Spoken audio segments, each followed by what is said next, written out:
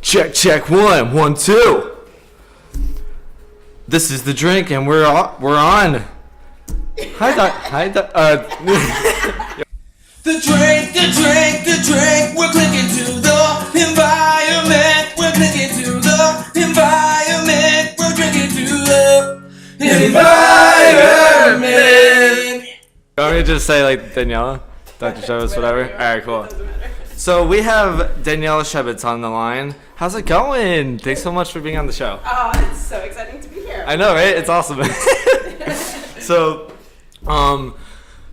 what's it called? So, yeah, thanks for being on the show, and like, just we're here in Bar Americana.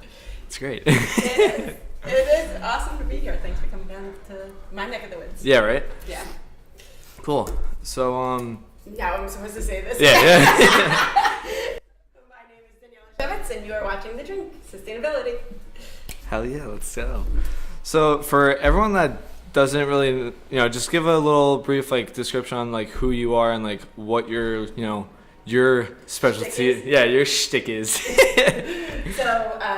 So I'm now the executive director of the School of Environmental and Sustainability Sciences at King. Oh, all right. Big cheese over here. But my background is I'm an ecologist, and I study how humans and the environment interact, and specifically looking at the interactions between plants and people and how we use them for food, medicine, for ceremony, all that stuff. So that's what my actual research background is, but I'm also just really into making sure that the next generation of students actually understand the importance that they could play, or the important role that they could play in making the environment more supportive.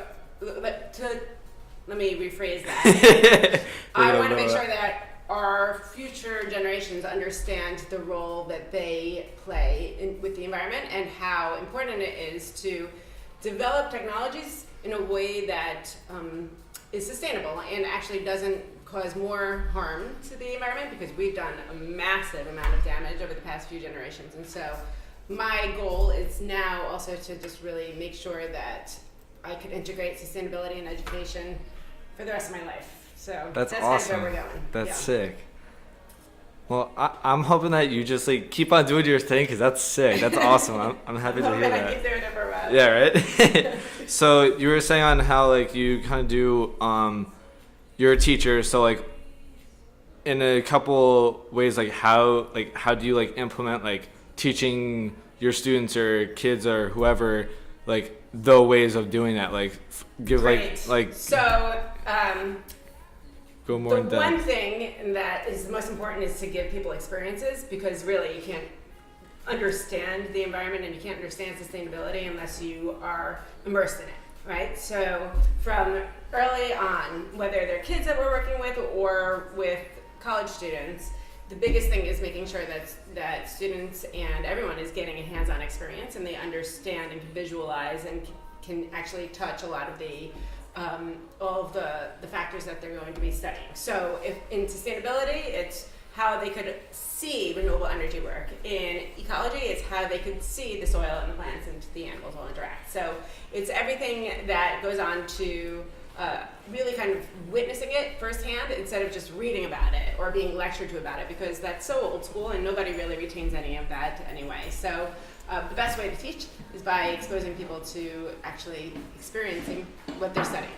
That's awesome. Yeah, because I feel like, when I was in school, like, you can only teach people so much, like, lecture-wise, and then as soon as, like, applying it is, like, a whole different ball game. Yes, It's like... Totally. It's like, it actually gives the student, like, more perspective. I mean, from my personal experience, it's just... Because when you're in class, you're just like, all right, I need... When's the bell ringing, Like, all right, what's going on Twitter or whatever. Yes. But, like, when you actually, like, do it... I feel like more people are more reactive with hands-on, so that's awesome. Yeah, and there's so much that's happening all around us, right? So it's not just what you can do in the classroom, but it's also getting people out of the classroom and really seeing how environmental science, conservation, sustainable agriculture, all of that is happening every single day all around us. And so being a part of that is really important, and so that people could understand that what they're seeing, it could be a direct translation into career goals or into just general life lessons. That's awesome. High five to the environment there. That's awesome. Hell yeah. So I keep hearing that you keep saying sustainability.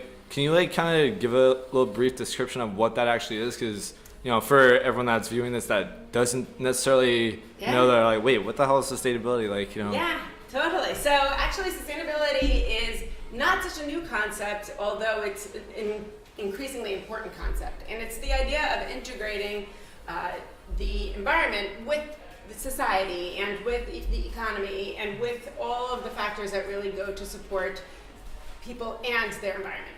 And making sure that the actions that we take today are going to be not having long-term detrimental effects. In fact, if they can reduce our environmental impact, that would be so much better. So technologically, it has to do with building infrastructure or energy means, trying to make sure that we get as much from renewable sources as possible, lowering our carbon emissions. But also environmentally, you can talk about sustainability there as well. So that's through conservation, through restoration, and then also society-wise, we really look at the effects of air quality and water quality on human health, and how can we make sure that there's sustainable human health in addition to environmental health, and understanding that link. Wow, that's a lot. And actually, it's like so much more than that, right? Because wherever there's one factor, you could go into many, many more. And so it's amazing how many people could tie their backgrounds into sustainability, right? So as long as people are trying to lower the environmental impact, a lot of people could find a connection of their own interest areas with sustainability. Look at us right now. We're combining audio and sustainability. Hell yeah. It literally fits into every type of category. Hell yeah. Exactly. And even like, brewing companies or even just bars in general, they can be sustainable too. Right. For example, would you go out to a bar? Make sure you say no straw, please. Because I've made that mistake so many times. And actually, I went down to Atlantic City, last weekend with one of my friends. And the first time I was like, crap, I totally forgot to do that. And then the next time, like the bartender came over, I was like, please, no straw. Yeah. And right. she actually did it. Yeah. She just like poured my drink and then gave me it. I'm like, yes. Well, and there's also things like if you're going to be at the restaurant or at the bar or whatever, there's no need for plastic cups, right? No, exactly. There's no need for, and so it's really just trying to understand that every single action that we have, we can choose whether to generate more waste from it or not to, and so that's a big factor. Yeah, absolutely. And we become so dependent on single-use plastics. Oh, absolutely. Every from when we wake up until when we go to bed, there are a gazillion decisions that we can make about whether we want to bring or use a plastic bag or bring a renewable, whether we want to use that plastic water bottle or a renewable. And so every single renewable day, or reusable? I'm sorry. So, but reusable. not to cut you off though, but the one thing I wanted to stress about this episode is to all the viewers and everything is, it's not like we're like tree huggers, like, oh my god, they hate plastic, whatever, like being anal about it. It's just sustainability. I just want to really like stress this point is that it's really not that hard to become sustainable in your own life. Like, there's plastic free packaging. There's you don't have to use plastic straws. You don't have to use plastic whatever, like single use materials. It's really not that hard to actually not do that. Right. It's just so embedded in our routine that it just makes it hard. It's super sad that people. You know what I'm saying? It's really not hard at all. I also think the name tree hugger gets a bad rap because it's really it does. not bad. It does. And I wanted to mention, actually, going back to the whole bar thing. There's a brewing company called Lagunitas, and they use this thing called EcoVolt, and they were able to they do wastewater treatment for their own beer, and I think they said That's sick. 15 million gallons and reclaimed 3 million gallons of that No while way. generating renewable energy on site. Yo, that's sick. So it costs a little more in the store, but it's and it's a good beer. Yeah, see, and there you go. And also it comes down to like how they grow, all of their, whether it would be wheat, right? And so really kind of trying to understand how do you limit your environmental impact from the very beginning to the very end product. And then also to see a lot of that get recycled or reused or whatever. And so I think that you're right. It doesn't have to be a negative stereotype. This is something that everybody Yeah, can be for doing. sure. And it doesn't mean that just because you're not using a plastic straw doesn't mean that you're a tree hugger, although there's nothing wrong with that. I mean, right? there isn't, because I mean, like trees trees, also yeah. supply oxygen for us, so it's a little trade-off. We give and go, you know. It's like, totally. but like I said, I just wanted to really stress that point because, like Frankie said before, that tree huggers, environmentalists, activists, whatever the hell you want to call us, Yeah. like it's to like prolong the life of our, the Yeah, human yeah, race and everything. exactly. And it's like I just want to stress that that's not a bad thing. Like No. we have freaking firefighters, EMS freaking enthusiasts, like what, all those kind of people, and like we give them like huge, stardom, put them on a huge what's the word, thank you, pedestal. But like, and it's like, I mean, obviously it's great to do that because they save everyone's life, but it's also like, caring for the environment is not like, oh, you're such a tree hugger, this, that, whatever. Like, Right. It, And I think that that's you know. something that it doesn't have to be something done professionally. So No, a lot of everybody could just take a little bit more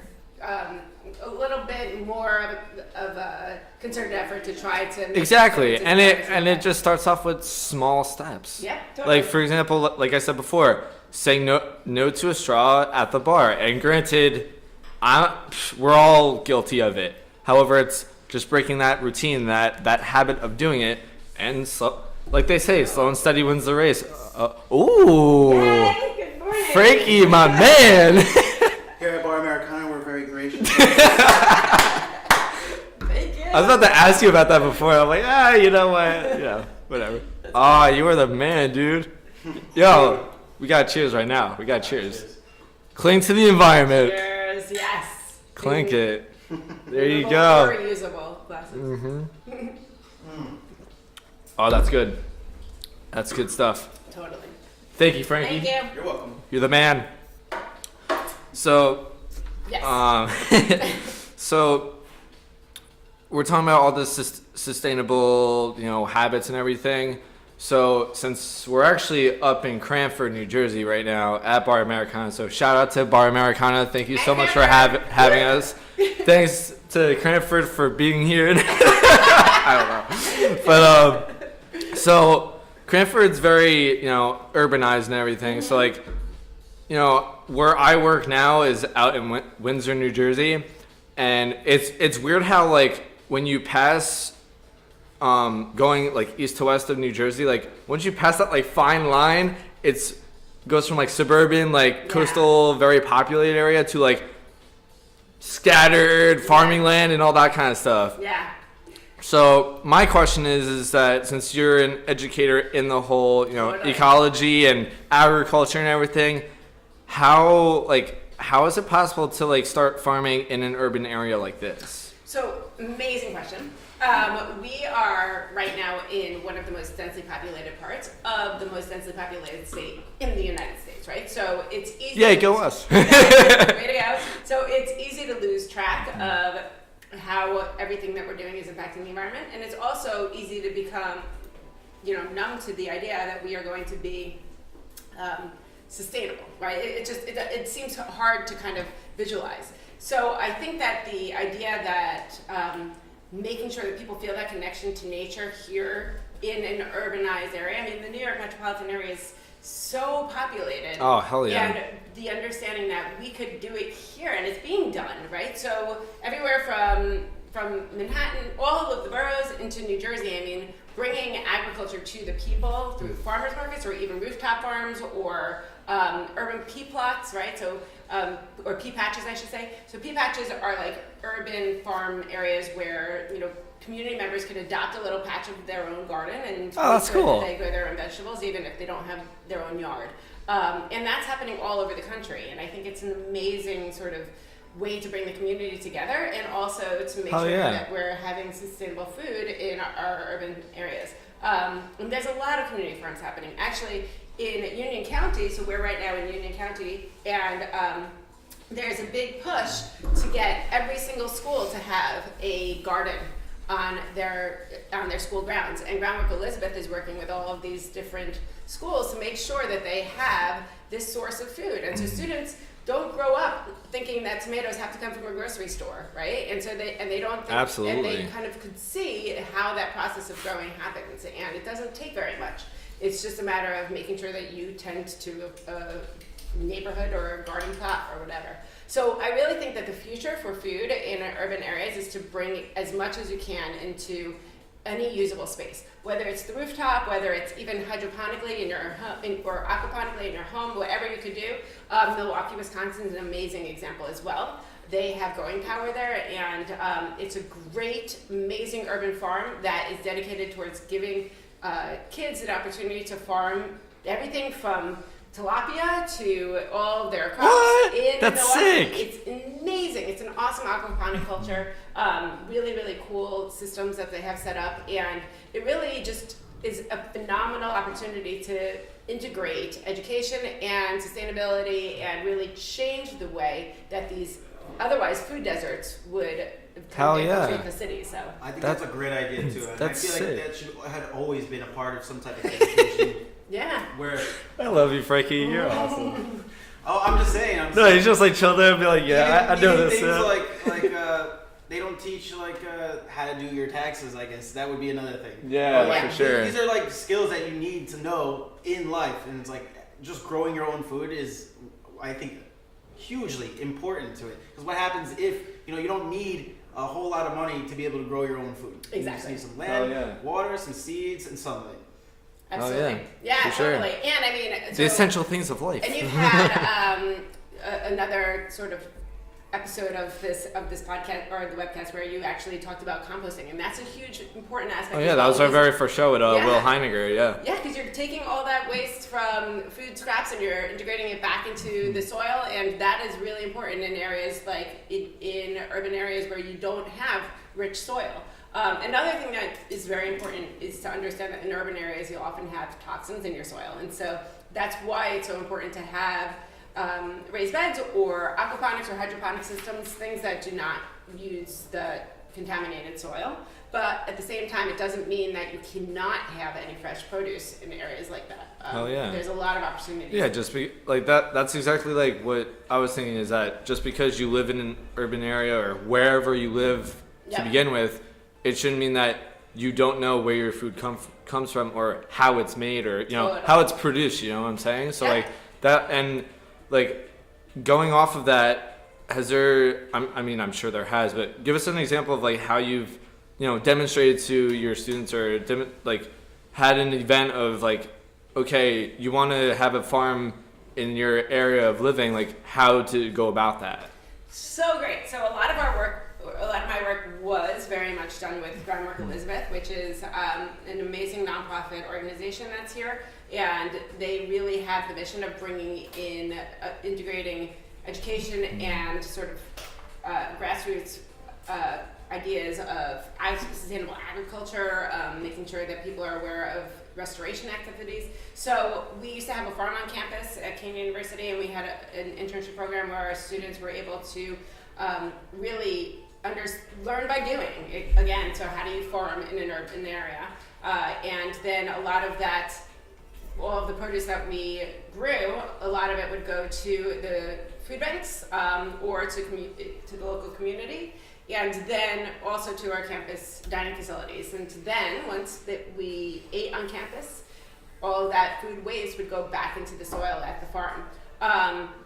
That's But awesome. just because the farm's not there anymore, unfortunately, which was Oh, it's not. Oh, Oh. I am, by the way, because I'm doing the whole lead certification for the CAS building, and one of my topics is the heat island effect, and the way to reduce. Island effect. Yeah, so Learn something dark every day. surfaces absorb the heat, which make the whole surrounding area hotter. So if you have light or reflective colors for the albedo effect, it reflects back up, and it actually cools down the temperature on the whole school. And one of Really? the ideas was to try, I don't know if it's actually going to work, but to get a garden, like a vertical garden somewhere on top. sweet. Don't That'd they- be awesome. Do they I don't have know if those? it's actually going to happen because I don't know how supportive that roof is, first of all, and I have yet to go up there. I have to take a bunch of measurements, but that's one of the ideas.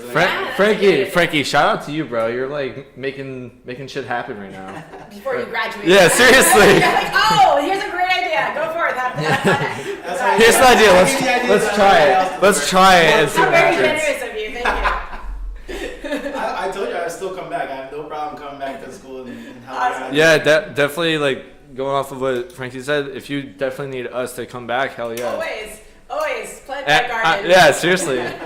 Hey, we gotta keep this pod going, man. Like, let's go. Let's have some fun. Yes. Yeah. So I think, but there's a lot of opportunities. Even though, again, we don't have the farm anymore, but I'm hoping that we get it That's back so in the future. upsetting. Oh, I know it's heartbreaking, but I do think that we'll be able to use. We're still doing work with Groundwork Elizabeth. We're still bringing a lot of those.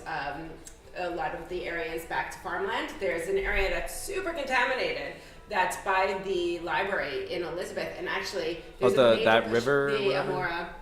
Amora library. What's that? What's the name of the river? No, or the creek or whatever? No, it's not by the river, but by the library off of North Ave. Oh, okay. Yeah, and they the soil has arsenic and lead and crazy contaminants. But what's amazing is that they are the town of Elizabeth and Groundwork Elizabeth are working together to excavate it and to bring in topsoil and to make sure that that area is clean of contaminants. And there's a big push by the community to try to get it for use in agriculture. There's a lot of concerns, right? So you really need to be 100% sure that all of the areas are clear of these toxins, because we don't want to have all of those toxins accumulate within the crops. But as long as we can make sure that that's safe, it provides an amazing opportunity for our students to get involved and for the local community to get involved and for for kids from all over to kind of see how you can bring food back to these areas. That's awesome. Shout out to Groundworks Elizabeth. I know, right? Let's go. Yeah. That's awesome. Community work makes the dream work.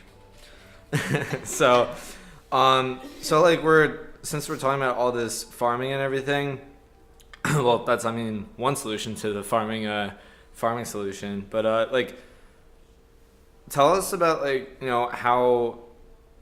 Actually, isn't there an event coming up for the farming, or is that something different?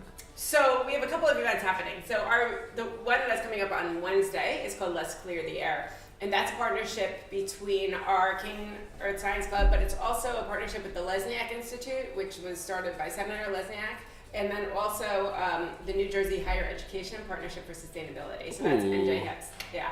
So we are going to be. Let's go. We're having a event on Wednesday evening. It's called Let's Clear the Air, and it's supposed to be where we start tackling air quality issues.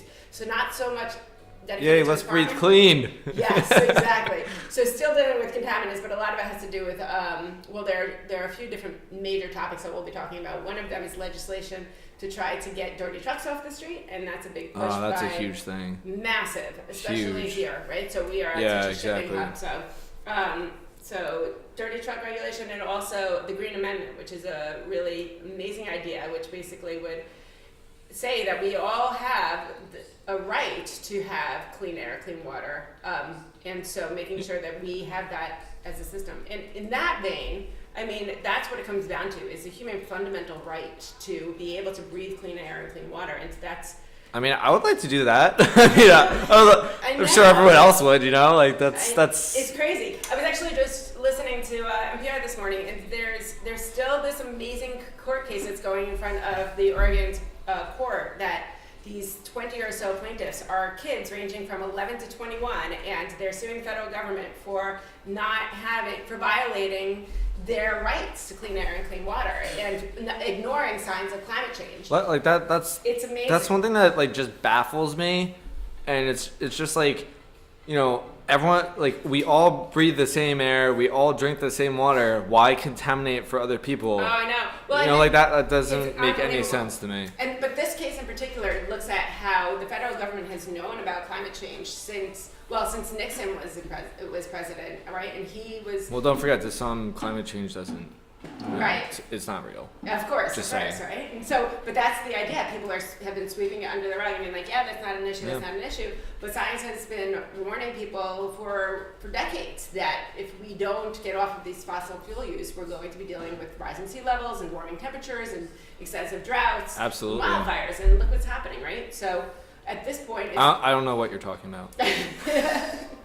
well, yeah. Sorry, I'm not. Unfortunately, Sorry, he's shouting at the I'm not. camera. Look. I'm not hating on the people the individuals that don't believe in it. I'm just saying, It doesn't make sense to me when you are ignoring the facts that are presented to you. Right. You know what I'm saying? Like, and majority of all federal scientists, all scientists are like, climate change is real. What don't you get? And then there's. And not only is it real, but it's human.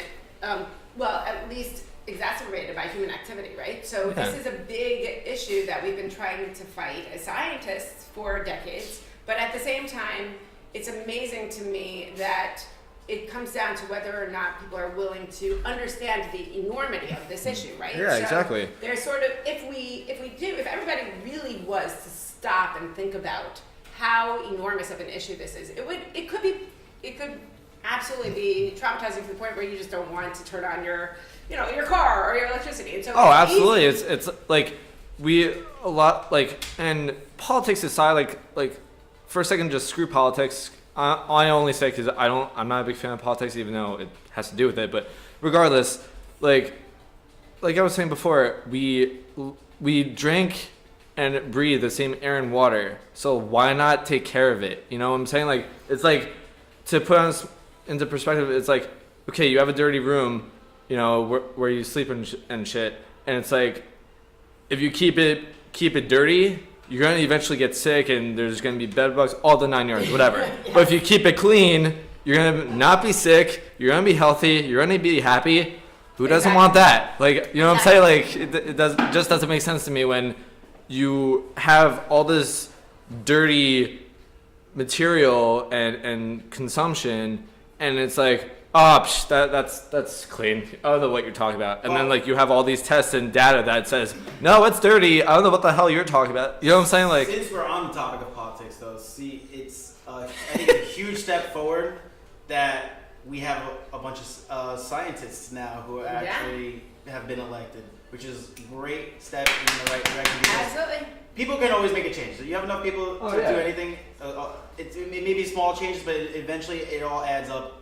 But I think it starts by one person at a time. Seats of That's power will definitely expedite the whole process. Yeah.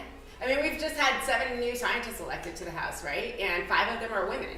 And for the first time since the 1990s, Let's go, women. Right? For the first time since the 1990s, we'll have someone in charge of the House Committee on Science who actually is a scientist and who understands and admits that climate change is important. She's a nurse, and she's basically saying, look, we have to pay attention to climate change. And that hasn't happened since the 90s. I mean, it's so insane to me that we've let it get let science become such a dirty word that we can't, it's something to be embarrassed about and something to be squished. When in reality, our entire existence is linked to understanding science. Everything is science.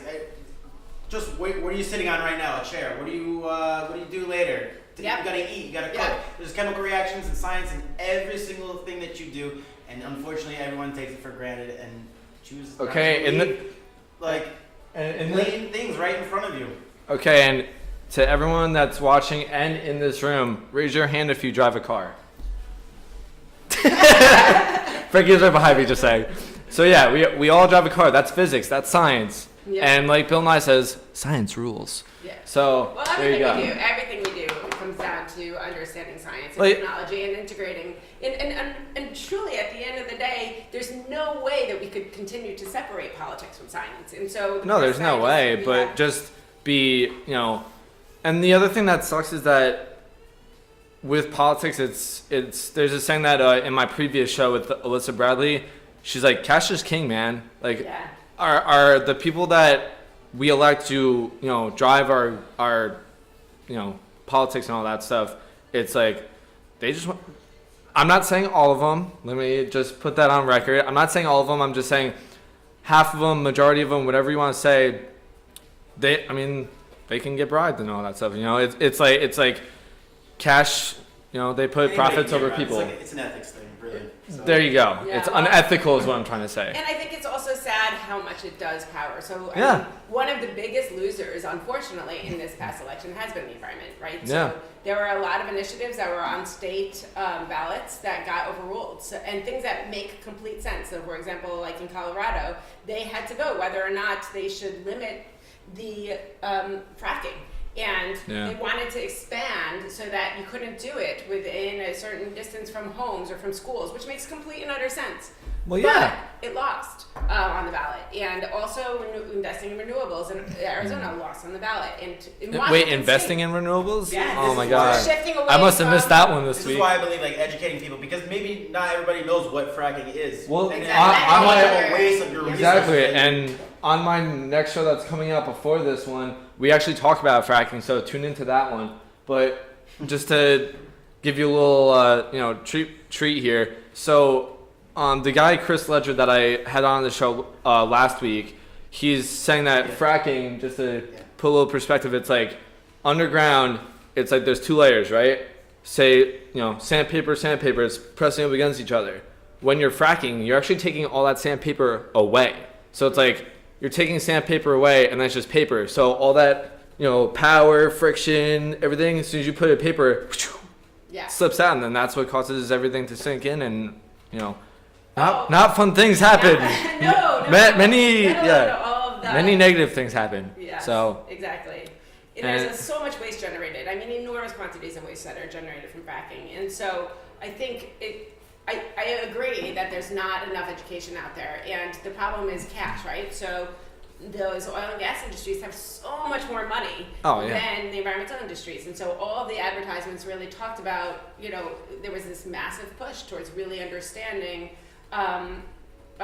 with the perspective of the person who's paying for the advertisement. And so I think that in the end, that's one of the ultimate reasons why they won. In addition, Washington State had it on the ballot that they were going to invest in a carbon tax, and that would have been the most amazing initiative. that would have been awesome. Yes, and that also lost because, again, where was the money? And the money was funded by the oil and gas industries, and they were basically pushing to make sure that Washingtonians would pay attention to the effects of that. Washingtonians. Hey, that's like No, that's the first time I've ever heard that before. Like that's funny.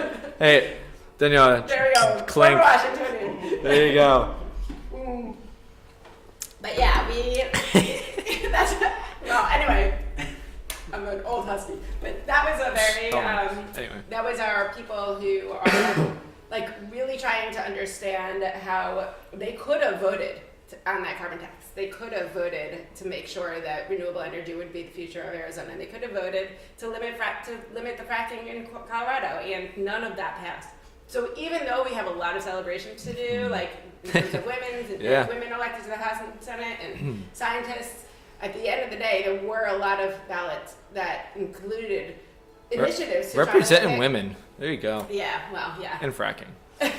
Not fracking, sorry. No fracking, yeah. But I also want to stress a point here is that we're pretty much emphasizing that we're against fracking. We are against fracking, but because I know that a bunch of viewers and even my friends that watch this, they're gonna be like, well, we use oil for almost everything now. I'm like, I understand that, but we can definitely divest into the amount of oil that we have to use. We have no choice, we have to. Exactly. And we had to learn how to divest into oil and gas and invest into renewables. So and what I mean by that is instead of fracking, oil and gas mining, all that kind of stuff, I understand there's a whole lot of jobs that depend on that, livelihoods that depend on that, which I'm not knocking that down. I'm not, because obviously everyone has to put food on the table for everyone. You know what I'm saying? So it's what I'm saying is just reduce the amount of oil that we need and consume, and invest into cleaner energy. So, and what I mean by that is that's the thing. We have to wean ourselves off. Yeah, first. and it can't be yes, we're addicts. Exactly, and it's and I'm not saying all of us environmental enthusiasts or tree huggers or whatever the hell you want to call us we're just saying like little by little amounts add up, and it's like when we invest into tidal power, wind energy, solar power, all the above. Great documentary. I think it's a little bit older now. It's called Switch, but like the opening line to the whole thing is it's about getting off of like fossil fuels and converting to renewable resource and renewable energies. And Norway is 99% renewable energy, and it's all from water. Yeah. So they have like these huge turbines that are able to power everything. They Yeah, take, like, a lot of places in Europe are like resource that. and turn it into It's a insane. really perfect energy resource. It's like amazing. It's really amazing. I wish that we had like some of those natural. Sorry, I'll move over. I guess occurring. Well, it's Norway has a lot of like water and waterfalls. Well, yeah, exactly. But it's without like damming. And Water is That's continuous. true, so, yeah. Well, tidal is continuous, and I don't know about you, but I like going to the beach. Watching surfers, like beachgoers, like we live on the Jersey Shore. Like, why not use our resources to our advantage? Yeah. Everybody also talks about like you always hear tidal energy, you hear or hydroelectric really, but wind. There's solar, geothermal, Yeah. but no one really talks about like we can also do kinetic energy. So it's like also people like you there's tiles that they sell where you can put it on the street. Yeah. And just from walking on them light up and generate some type of energy. I mean, you can even do it in one of the buildings on the campus. There's so many people going up and down stairs. You might as well put something there. It's wasted energy, if anything. Yeah. And there's a gym on campus. Yeah. And you have like They have it right. Like they have there was a Black Mirror episode where it was I like human love powered. Did you see that one? It was like everything was powered by bicycles. Like, but that's a great idea. That's really. well, they weren't so happy about it, but still. But it's the idea. Like we have to get off of our dependence on fossil fuels. And so we have to also try to find these other resources that we're not thinking about right now.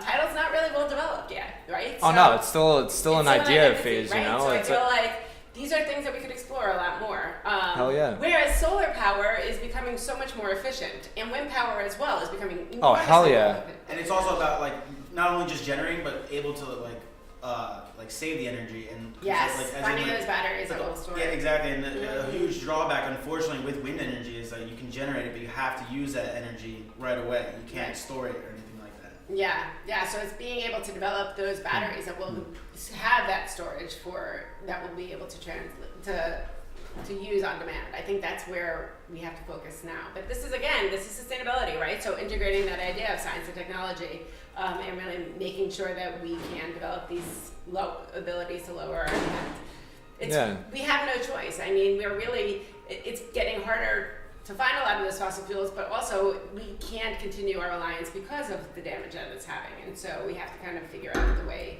to invest in these renewables. And just to put more into perspective, it's like, we're talking about all this renewable energy and all that stuff, and I know for a fact that someone besides me is thinking, well, it's really expensive to do it, and it is right now because it's still at the very beginning stage of all the renewable, like the transition energy.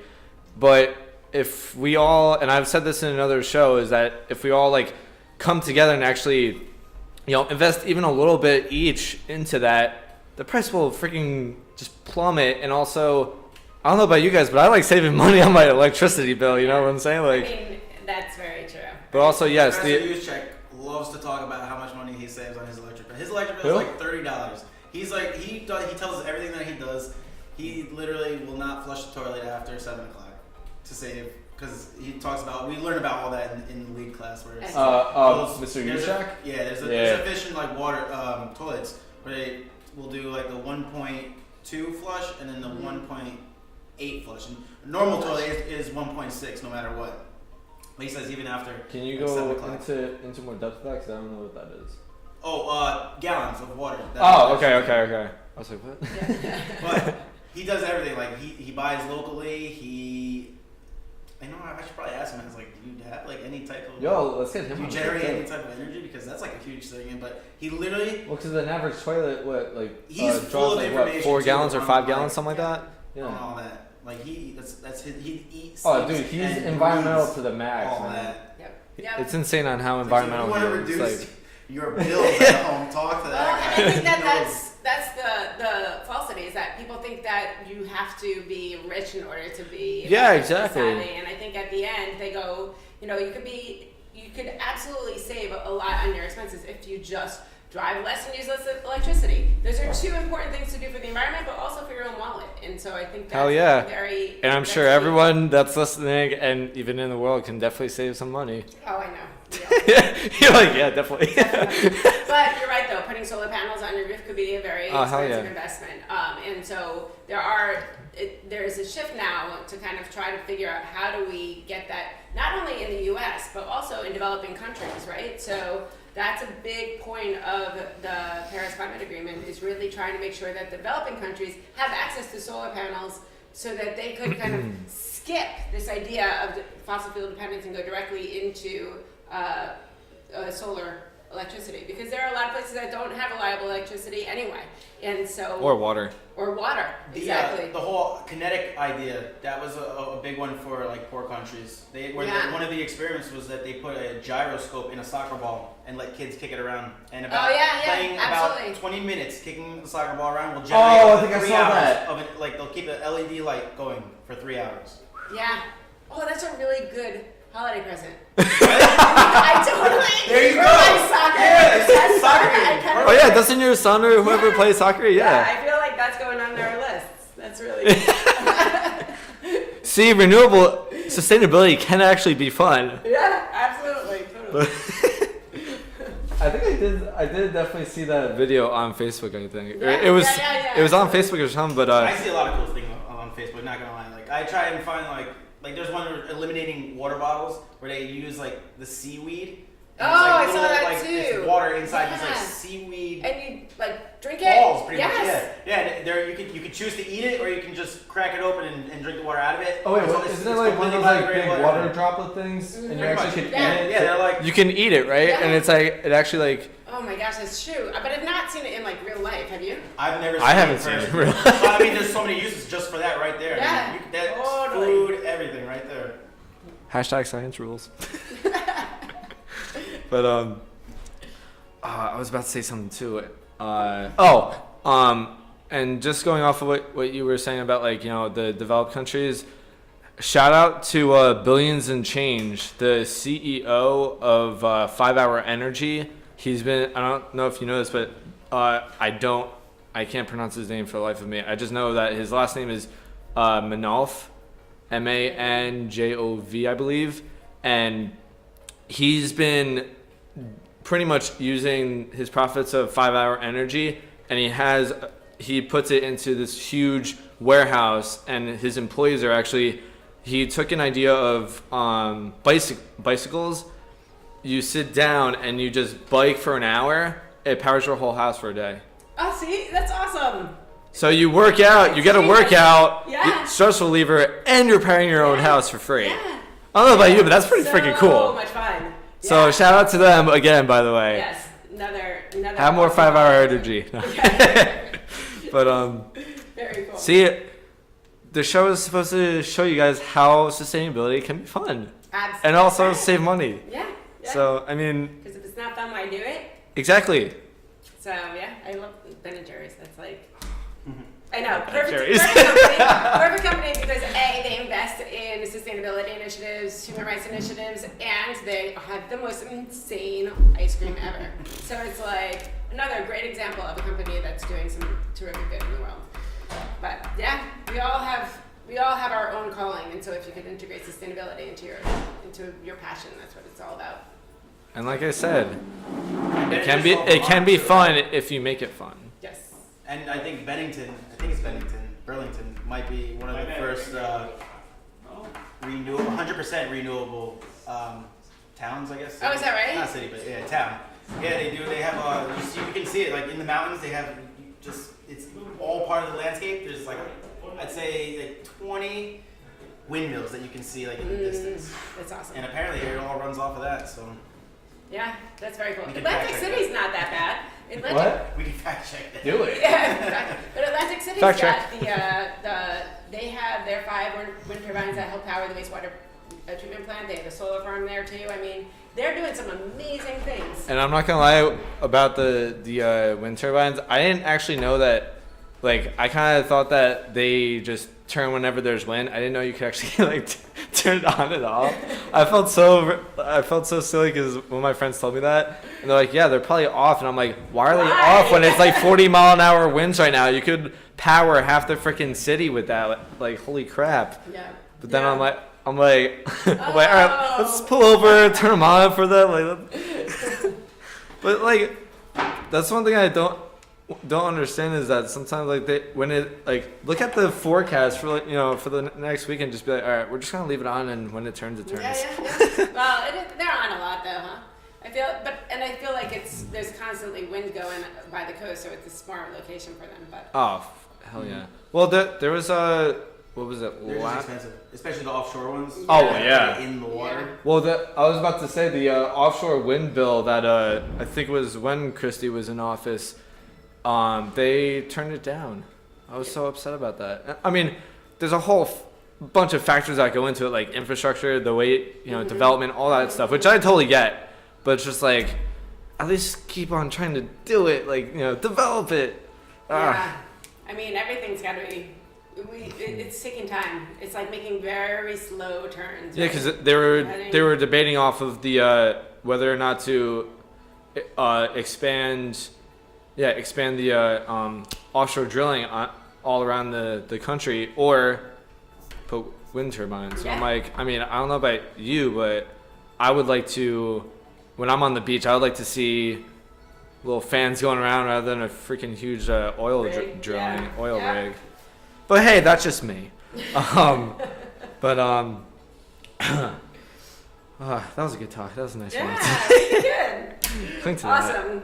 Good Cheers. to do. Nice job, guys. Cheers. Pulling this all We can together. drink this. Thank you. There you go. Cheers. Cheers. Cheers.